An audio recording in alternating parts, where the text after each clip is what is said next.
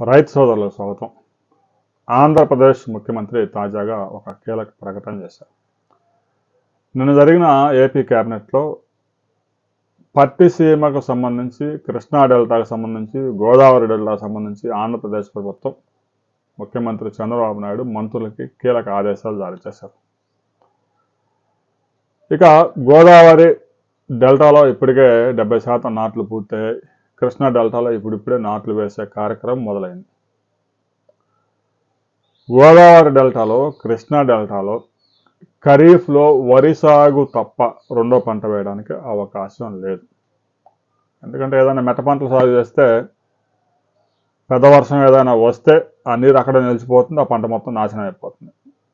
ఎవరైనా మధ్యలో ఒకళ్ళు మెట్ట పంటలు వేసినా, కూరగాయలు వేసినా చుట్టుపక్కల మొత్తం వరి సాగు చేస్తారు కాబట్టి ఆ పంట కూడా వచ్చే అవకాశం లేదు. ఖరీఫ్లో వరి సాగు తప్ప రెండో ఆల్టర్నేటివ్ లేదు అనే విషయం సత్యం. అయితే ముఖ్యమంత్రి చంద్రబాబు నాయుడు, మంత్రులు వాతావరణ శాఖ నుంచి వచ్చిన ఆదేశాలు, హెచ్చరికలతో ఒక కీలక నిర్ణయం తీసుకున్నారు.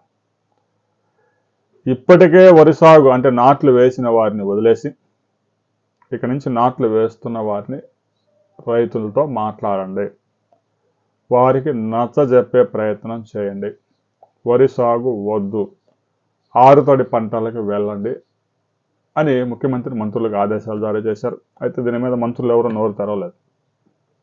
ఎందుకంటే కృష్ణా డెల్టాలో కానీ, గోదావరి డెల్టాలో కానీ ఖరీఫ్లో వరి సాగే దిక్కు. రబీలో వరి సాగు ప్రత్యామ్నాయంగా మినుములో, పెసరో, మొక్కజొన్న, కూరగాయల పంటలో వేరే ఏదైనా వేసుకోవచ్చు. ఎందుకంటే రబీ స్టార్ట్ అయిన తర్వాత ఇంకా పెద్దగా వర్షాలు ఉండవు. 1-2 6 తడులతో వచ్చే పంటలు ఏమైనా ఉంటే వేసుకోవాలి. కానీ ఖరీఫ్లో మాత్రం వరి సాగు మాత్రమే చేయాలి. అయితే పట్టిసీమ నిర్మించినప్పుడు ముఖ్యమంత్రి చంద్రబాబు నాయుడు ఒక మాట చెప్పారు. కృష్ణా డెల్టాలో ప్రకాశం బ్యారేజీ ఆ కృష్ణా నది మీద చివరి ప్రాజెక్టు కావడం వల్ల కర్ణాటకలో ఆల్మట్టి, తుంగభద్ర, నారాయణపురి డ్యాములన్నీ నిండి, జూరాల నిండి, Srisailam project, Nagarjuna Sagar project, Pulichintala project ఇవన్నీ నిండి ప్రకాశం బ్యారేజీకి వచ్చేసరికి ఆగస్టు 15వ తేదీ అవుతా ఉంది. అప్పటికల్లా ఖరీఫ్ సీజన్లో సగం కరిగిపోతూ ఉంది. లేటుగా నాట్లు వేస్తే నవంబర్లో తుఫాన్లు వచ్చి పంటలు పోయే ప్రమాదం ఉంది. కాబట్టి పోలవరం పూర్తి చేయడానికి ఎక్కువ సమయం పట్టే అవకాశం ఉంది.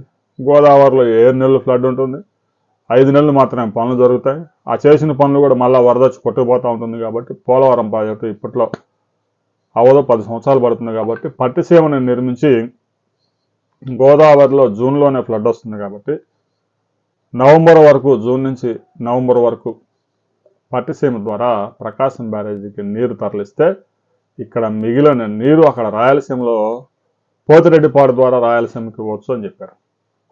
అప్పుడు అందరూ చప్పట్లు కొట్టారు, అద్భుతం అన్నారు. అప్పట్లో జగన్మోహన్ రెడ్డి ఒక ఇష్యూని లేవనెత్తారు. గోదావరిలో జూన్లో, జూలైలో పెద్దగా ఫ్లడ్ ఉండదు. ఆ సమయంలో పట్టిసీమ పంపులు ఆన్ చేయడం కూడా కష్టం. నవంబర్ తర్వాత కూడా గోదావరిలో ఫ్లడ్ అందుబాటులో ఉండదు. రబీకి ప్రకాశం బ్యారేజీకి పట్టిసీమ పనికిరాదు.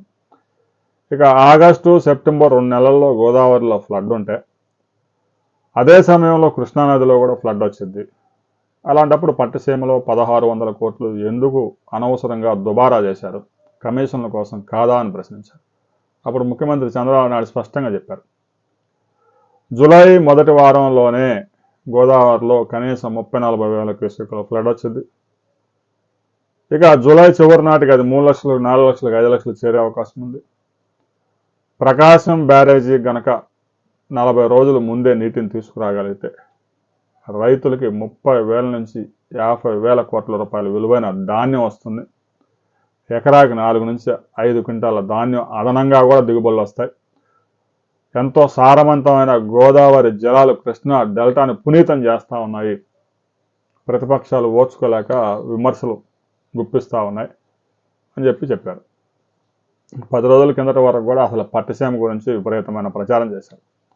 ఇప్పటికే 450 టీఎంసీల వరద గోదావరి నుంచి 10 సంవత్సరాల్లో కృష్ణా డెల్టాకి సప్లై చేశాము అని చెప్పి 10 రోజులు తిరిగేసరికి వాతావరణ శాఖ నుంచి వచ్చిన రిపోర్ట్ తీసుకొని తీవ్రమైన ఎల్నినో పరిస్థితి ఉంది, గోదావరిలో కూడా ఫ్లడ్ వచ్చే అవకాశం లేదు కాబట్టి ప్రకాశం బ్యారేజీ కింద ఇప్పటి వరకు నాట్లు వేసిన వాళ్ళు వదిలేసి ఇక నుంచి నాట్లు వేయవద్దు, ఆరుతడి పంటలు వేసుకోండి అని ఆదేశాలు జారీ చేశారు.